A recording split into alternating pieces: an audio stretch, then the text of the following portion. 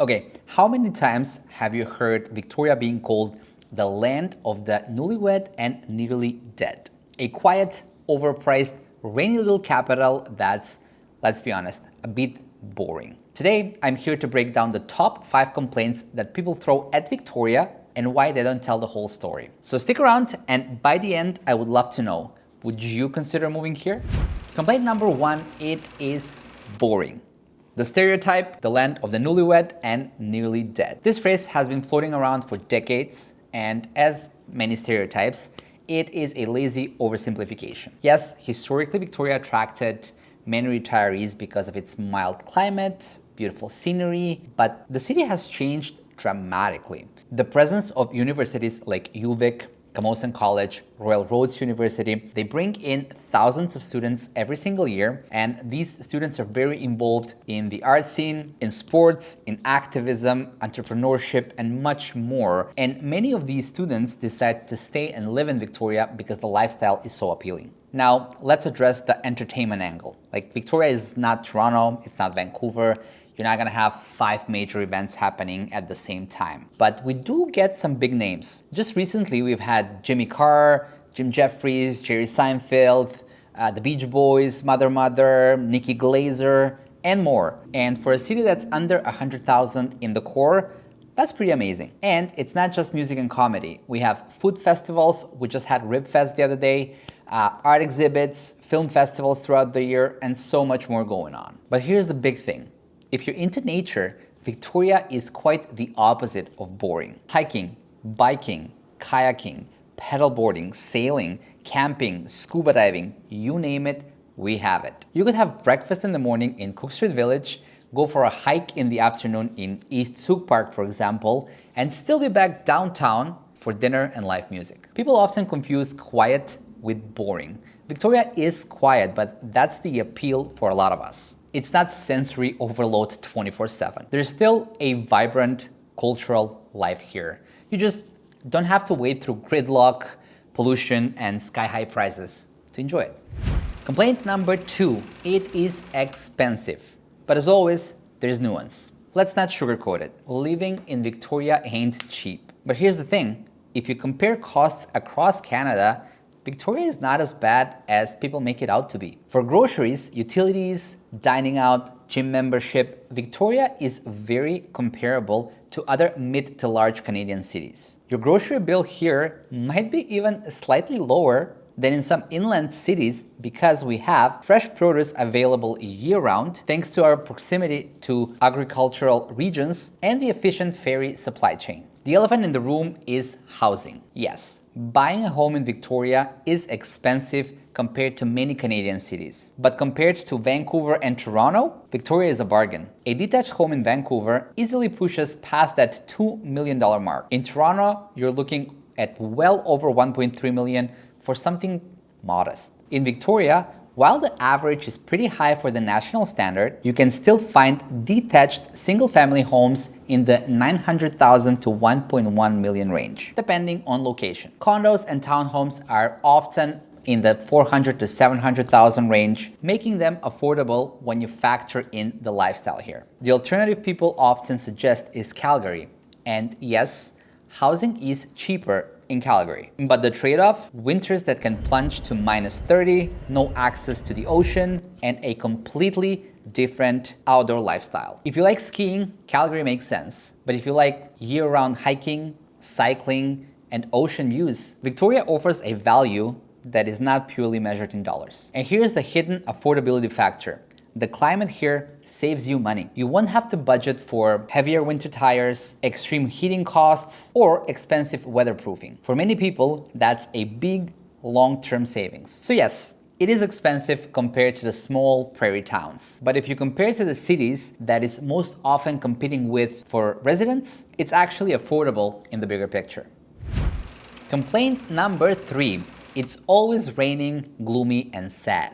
Let's debunk that. The irony of this complaint is that it is partly true, but it's also very misleading. People hear rainy and they assume months and months of constant, miserable downpours. In reality, Victoria is the driest major city on the entire BC coast. Thanks to the Olympic Mountains rain shadow effect, Victoria gets about 661 millimeter of rain per year. Compare that to Vancouver's 1,537 millimeters. That is less than half. We get rain here, sure, but it's usually light, misty rain rather than torrential storms. And locals, we embrace it. There's a saying here, umbrellas are for tourists. Most of us own a good rain jacket and we just go on with our day. Whether that's walking the dog, biking to work, or hiking a forest trail. And the rain problem is part of what makes Victoria beautiful.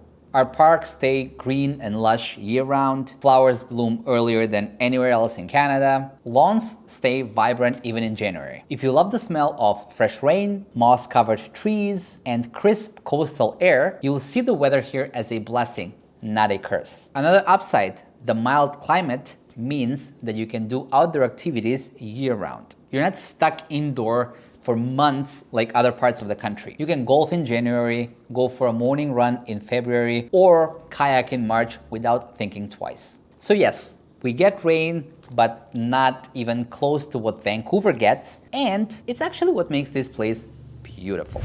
Complaint number 4, the traffic here is horrible.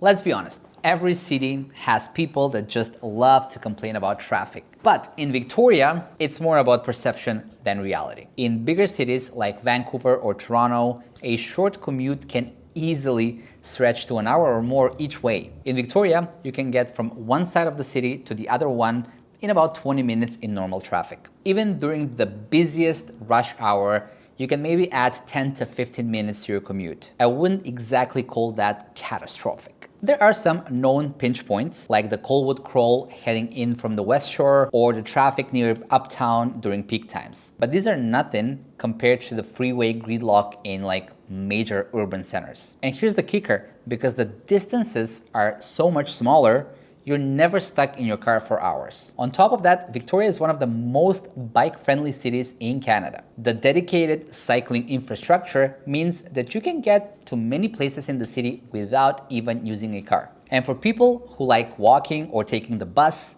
the compact size of the city makes that a realistic option. So yes, traffic exists here, but if you've lived in any of the major Canadian cities, you will find it laughable to call it bad. Complaint number 5, and maybe the heaviest complaint, is that it's not safe anymore and/or homelessness is getting out of control. Let's start with homelessness. Yes, it is true. There has been a visible increase in the unhoused population in recent years. But this is not unique to Victoria. It's happening across Canada, from Vancouver to Halifax, due to a combination of housing shortages, mental health crisis, and economic pressures. The important thing to note is that the presence of homelessness does not mean that Victoria is not safe. Statistically, Victoria remains one of the safest cities in Canada for its size. You can walk almost anywhere at any time and feel safe, day and night.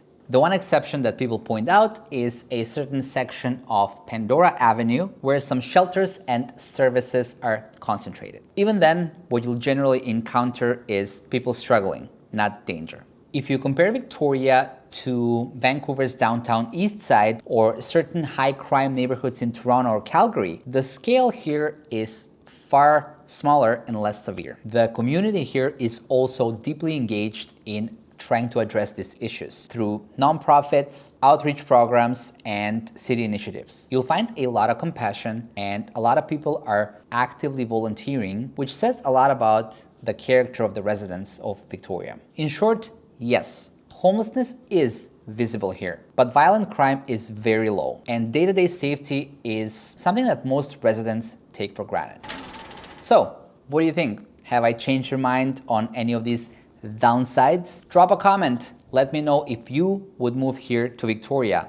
Why yes or why not? Here's the truth. Every city has its flaws, but perspective does matter. Victoria might get tagged as boring, expensive, rainy, slow, or dealing with social issues. But peel back the surface and there's a vibrant, beautiful, livable, and safe community here. A mild, green, friendly place that doesn't force you to abandon your lifestyle, but invites you to enjoy it.